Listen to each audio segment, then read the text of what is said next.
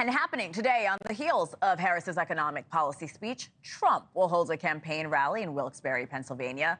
No doubt about it, he will be talking about Harris's economic plan that Jackie just laid out. This, as a new poll from the New York Times and Siena College, shows Harris leads Trump in two key swing states. We're talking Arizona and North Carolina, while Trump leads in Nevada and Georgia. Very close, though, if you take a look at these numbers. Here with us is former chief of staff in the Trump White House and NewsNation political and economic contributor, Mick Mulvaney. Good morning, Mick. Always good to see you. Let's start with this new polling, showing Harris up in swing states of Arizona, North Carolina, Trump again ahead in Georgia and Nevada. What would you be telling Trump upon seeing these numbers that our viewers are seeing on their screen right now?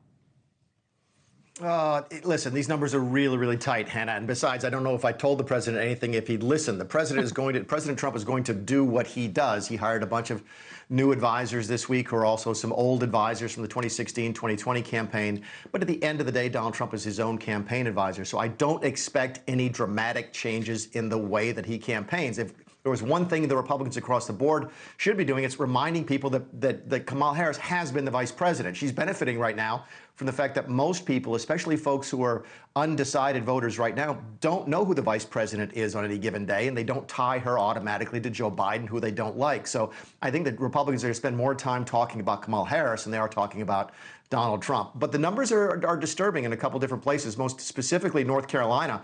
I'm here just outside of Charlotte right now, and I can tell you Trump is being weighed down by a very unpopular Republican candidate for governor. I think that the Republican candidate for governor is trailing by as many as 10 points in that recent poll that you just showed.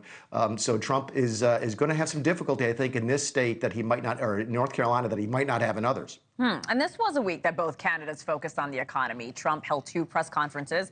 Many are saying this was a missed opportunity for him to hammer home his message for when it comes to the economy. We know insiders have been pressing him to stay focused on issues. You've said you probably won't listen to them, but talk to me about the concern of our former president going off script. Yeah, you know, you can do both. You can go, he will, and it's what he does. You watch Donald Trump speak, you can tell when he's reading from the teleprompter and when he is sort of riffing. And you can do both. You can talk about your policies and still attack your opponent. You saw Kamala Harris do it in her speech in North Carolina last night. She talked a good bit about her economic proposals and then also beat up on Donald Trump. So you're going to do both. I think it's the balance that the Trump team is looking at and focusing on. But again, come back to the issue. Most folks know where Donald Trump stands on the issues. So there's really not much educating to do there. What they need to be doing, or I think they'll be trying to do, is educating voters about Kamala Harris because she's so unknown and there's only, 80-odd days to the election. So, yeah, you could expect a blend of policy and attacks, but you should expect what we call educating voters as to your opponent. And Harris is leaning in on helping middle-class voters with her economic plan. She touted that over and over again yesterday. How does Trump push back on those ideas, on her ideas? Yeah, you know, you and I sometimes do this segment with Chris Hahn, a friend of mine, a Democrat strategist, and he runs a podcast called The Aggressive Progressive. And I sort of feel like that was the title of Kamala Harris's economic plan rollout last week.